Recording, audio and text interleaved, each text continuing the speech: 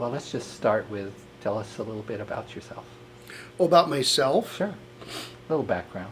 Okay, I'm a Montana native, both undergraduate and graduate degrees from the University of Montana at Missoula. So I'm on that side of the of the university system. Grew up in Missoula. I have been around either human services or government service for all my career since the 1970s. Actually, I started in the disability field when I took over a citizen advocacy program in Missoula. It was called Missoula Advocacy, and matching citizen volunteers who were trained in one-to-one relationships with people, many of whom had been recently deinstitutionalized out of Boulder River School and Hospital at that time, and were coming into the community. And so I actually started my human services career in working with people with developmental disabilities. Got involved with helping to start the first self-advocacy effort, People First effort in Missoula. A bunch of us traveled to Oregon to learn the method. I got VISTA volunteers to try to develop People First, and it looked like it was never going to happen. And then I went into aging services. I was a director. I've been director of several area agencies on aging in Montana and one in Oregon. I was human services policy advisor, aging services policy advisor for Governor Ted Schwinden for 6 years in the 1980s. And then I came back to Montana to run an area agency on aging out of Helena. Worked for Governor Mark Roscoe for 3 years. And so I have both, I have experience working for a Democrat and a Republican. I worked several years in Texas, in Austin, in government in the early 2000s, this decade, and then came back and started my own business in which I ran administered the Provider Association, then called MAIDS, now called MACDS, and then came to work just almost exactly 2 years ago, came to work for Easter Seals. One thing I might add to that is that all throughout that really beginning in the late 70s till the present, I've ended up working a lot with the legislature, both on the public side, the citizen side, and the governmental side. So my career in human services and in government has involved a lot of time at the legislature, whether it was Montana or Oregon or Texas. You read my mind. Oh, really? Yeah. Well, that kind of, I knew that had a context for some of what we're talking about here. So I guess the next step is kind of maybe you could talk a little bit about Easter Seals and how the autism program kind of got started as a background. Easter Seals National, the national organization of which we are a local affiliate. Actually, we're a multi-state affiliate. But National Easter Seals has worked, of course, since its inception with people with disabilities, and began a number of years ago to work with intervention and therapies regarding children with autism or on the autism spectrum. I honestly don't know how far back this goes, but the model that at least we gravitated toward now it's called the Play Project, but it's the floor time methodology of developing one-to-one, actually trying to empower parents in working and engaging in a relationship way with their child to elicit responses, not just conditioned responses, but relational responses from that child, and to build on that.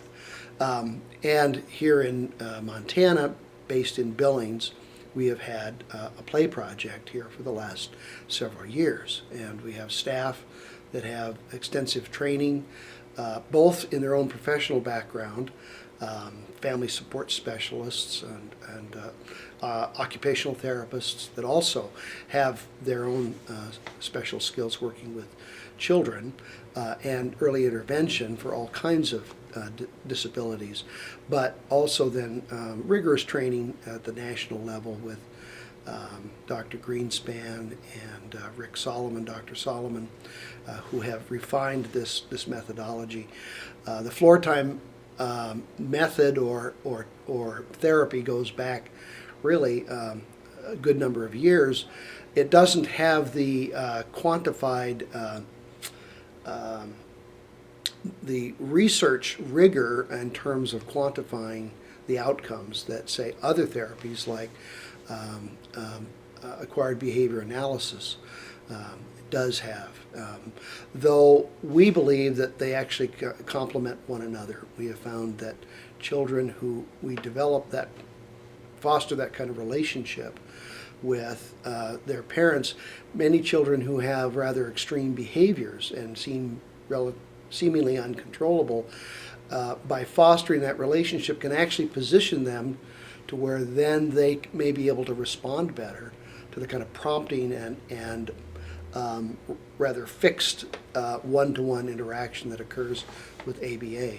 So it's not an exclusive therapy, it's intended to be a complement to other kinds of therapies and interventions. And I mean, I hope that helps at least give you a little bit of context for. Perfect.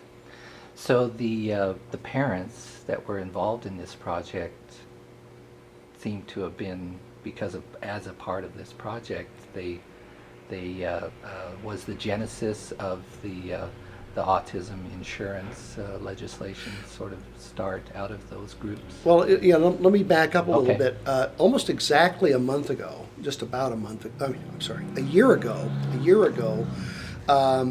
I came from Helena to sit in and visit with, we actually had developed here in Billings a parent, not so much a support group, but a relationship communication opportunity for parents just to come together, and whose child was going through play. And there's a lot of times there's special speakers and conversation. The one that I came to was they wanted to have a whole bunch of questions about how the legislative process works. So I came and gave them came here to our office in our reception room here and met parents from the Billings area whose children are in play.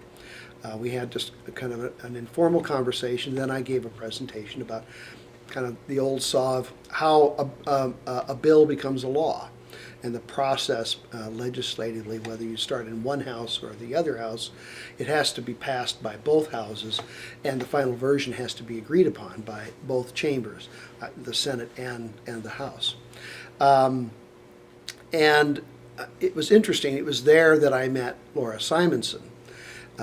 And Laura, who is Brandon's mother, said that she asked some very pointed questions because she'd been talking to her Senator, Roy Brown, trying to understand why there didn't seem to be any ability to have any adequate insurance coverage, where she and her family, her husband, they had what they thought was outstanding insurance through his firm. And yet they covered very little, and certainly not any behavior-related therapies that they knew. What was critical was as early an intervention as was possible. It had taken them a long time to get to the place to where they really even had a diagnosis. Brandon was, I believe, 3, almost 4 before he was diagnosed. And so that frustration, we wanted to make up for time, but then she was running into the roadblock with her insurance, with her insurance carrier. And so she had contacted Roy Brown. Roy Brown shared with her about, well, actually autism has been added to the definition of severe mental illness in the statutes. And what that statutory language is related to is what we now know as mental health parity. Montana has had a mental health parity on the books since, I think, 1999, since the late 1990s. Autism is now included in that definition of severe mental illness. And yet, and so I looked at the language. I wasn't at all familiar with it. I said, let me take it back and look at it and see, let me do a little bit of digging. So that was, in May. We had this good conversation. The corollary here is that, and she had mentioned that she had been in dialogue with Autism Speaks, the national organization, advocacy organization. It's also kind of a companion to the American Society on, let's see, what is it? ASA is it Autism Society of America. So the Autism Society of America, which has its own constituent base and is an advocacy and research organization.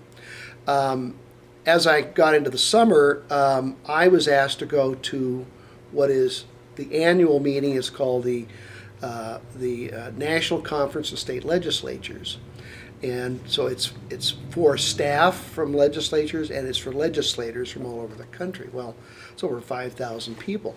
And I was asked to be part of this because, and one other little piece of information in this, in terms of my role related to autism and public policy, I had been asked by the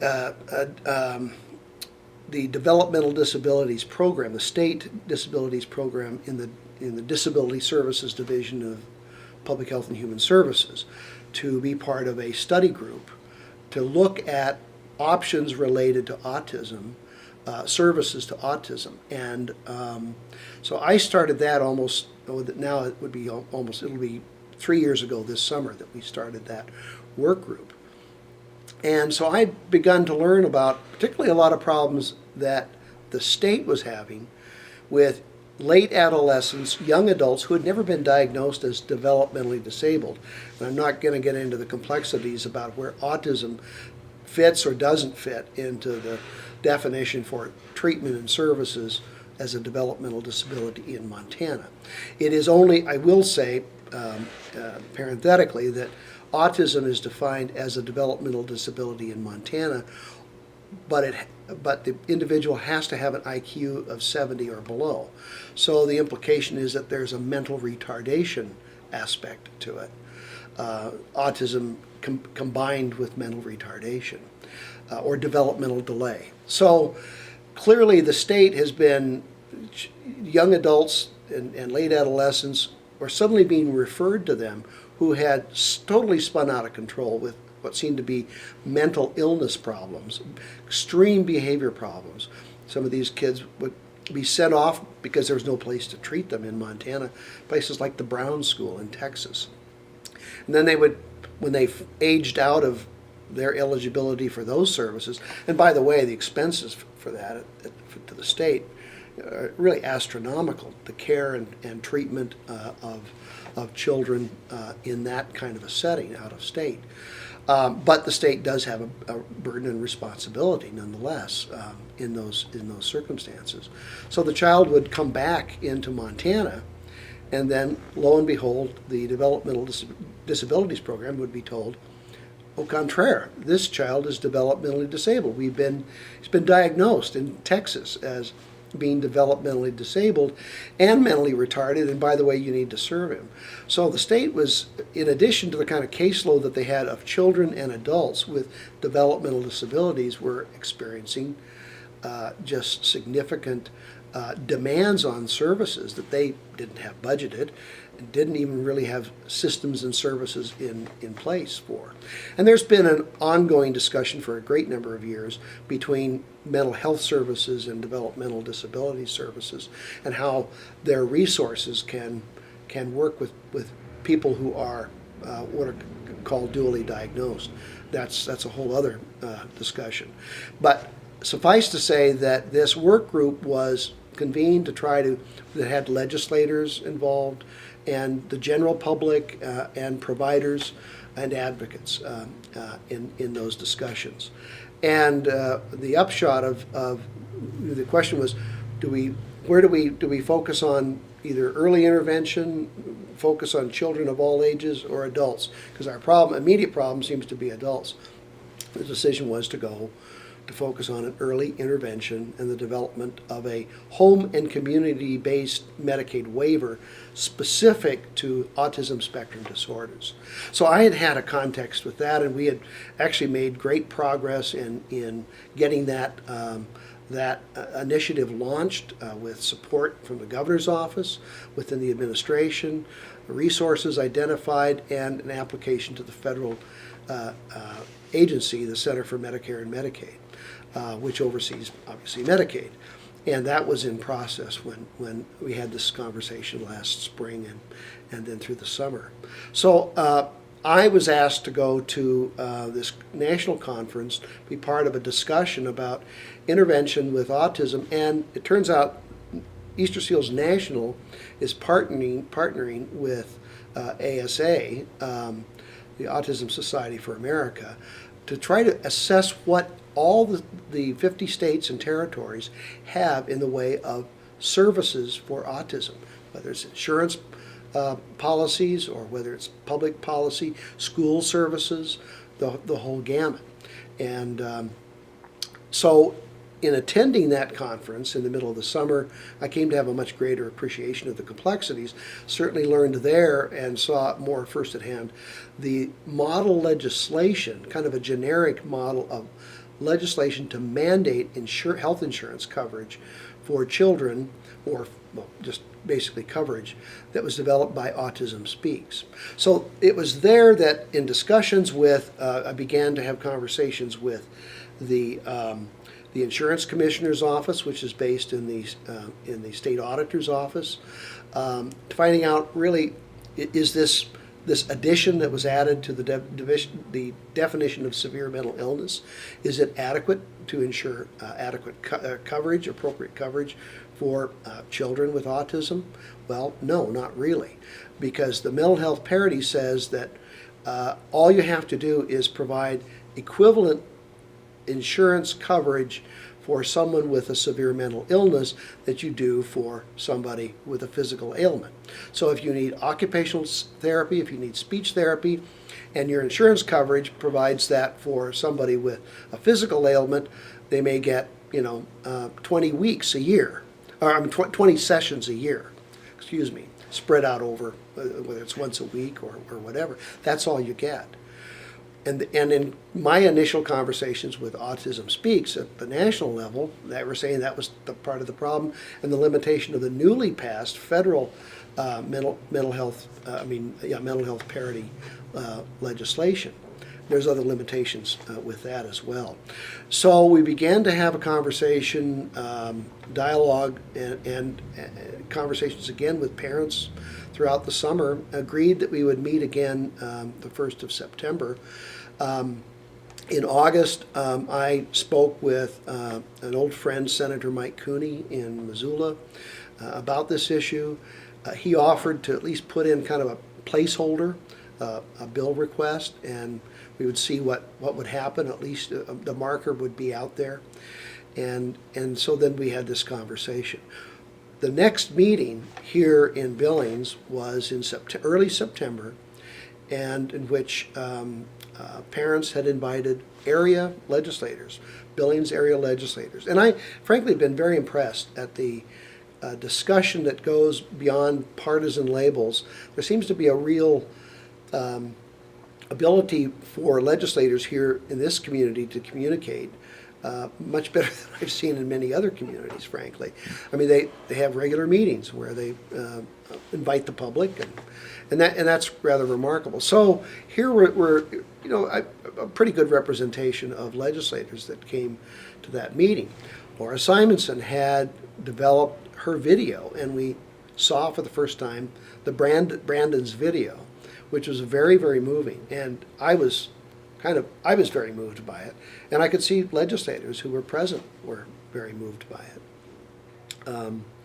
I do know that shortly thereafter, Shelley Oxness, who is Senior Vice President here in Billings and oversees the office complex here and is actually my boss, she received a call from Senator Kim Gillen within the next few days saying that she would be glad to help with this legislation if it ever, if it actually got launched, if it went anywhere. And she was moved by the presentation and could understand. And of course, the whole issue of an insurance mandate is frankly very controversial.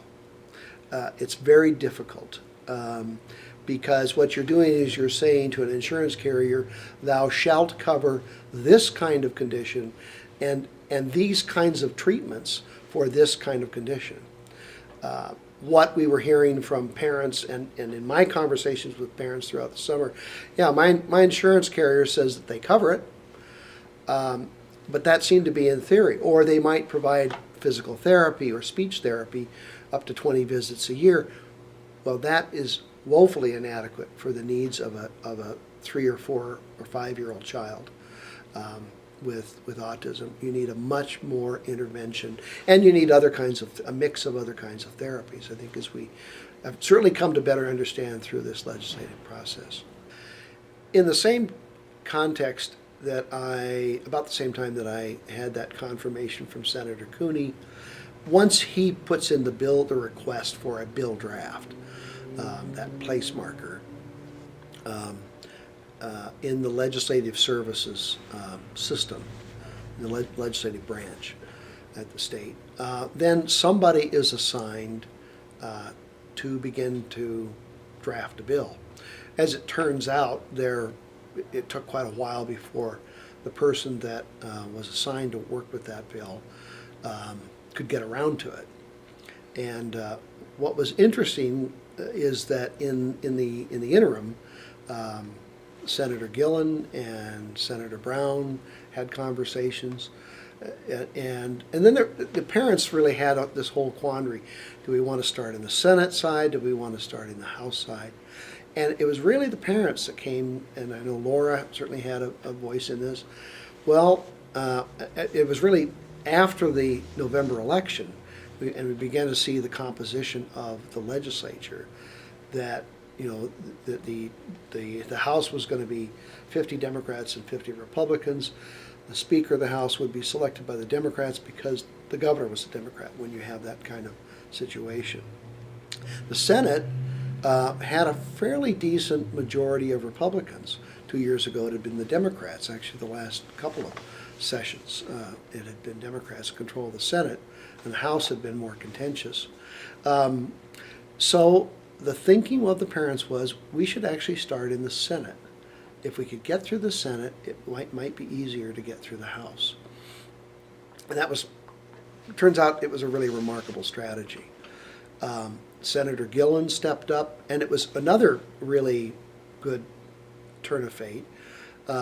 Senator Brown, after the election, remained senator, and he was elected one of the Senate Majority Whips. Senator Gillen was elected the Senate Minority Whip. And the Whip has an important role in, you might say, working with the majority leader in whipping up support of their particular party, their members. And so the decision was to go forward. Senator Gillen, it was agreed, would be the sponsor, and then Senator Roy Brown agreed to be the primary co-sponsor. So we began to think that there might be some real possibilities here, realizing it would be nonetheless difficult.